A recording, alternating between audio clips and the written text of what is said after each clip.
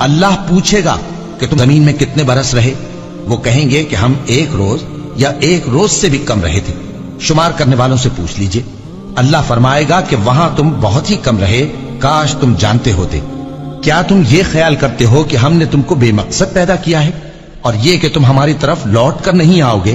تو اللہ جو سچا بادشاہ ہے اس کی شان اس سے اونچی ہے، اس کے سوا کوئی معبود نہیں، وہی عرش کریم کا مالک ہے۔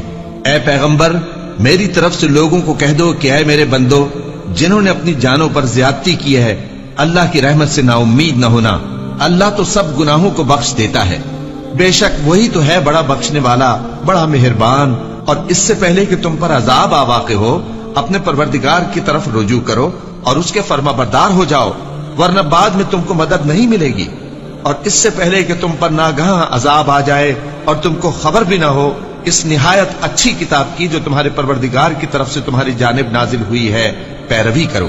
ایسا نہ ہو کہ اس وقت کوئی شخص کہنے لگے کہ ہائے اس کوتاہی پر افسوس ہے جو میں نے اللہ کا حق ماننے میں کی اور میں تو ہنسی ہی کرتا رہا، یا یہ کہنے لگے کہ اگر اللہ مجھ کو ہدایت دیتا تو میں بھی پرہیزگاروں میں ہوتا، یا جب عذاب دیکھ لے تو کہنے لگے کہ اگر مجھے پھر ایک دفعہ دنیا میں جانا ہو تو میں نیکوکاروں میں ہو جاؤں۔ ارشاد ہوگا کیوں نہیں، میری آیتیں تیرے پاس پہنچ گئی تھی مگر تو نے ان کو جھٹلایا اور شیخی میں آ گیا اور تو کافر بن گیا۔ اور اے مخاطب، جن لوگوں نے اللہ پر جھوٹ بولا تم قیامت کے دن دیکھو گے کہ ان کے چہرے سیاہ ہو رہے ہوں گے۔ کیا تکبر کرنے والوں کا ٹھکانہ دوزخ میں نہیں ہے؟ اور جو پرہیزگار ہیں ان کی کامیابی کے سبب اللہ ان کو نجات دے گا، نہ تو ان کو کوئی تکلیف پہنچے گی اور نہ وہ غمناک ہوں گے۔ اللہ ہی ہر چیز کا پیدا کرنے والا ہے اور وہی ہر چیز کا نگراں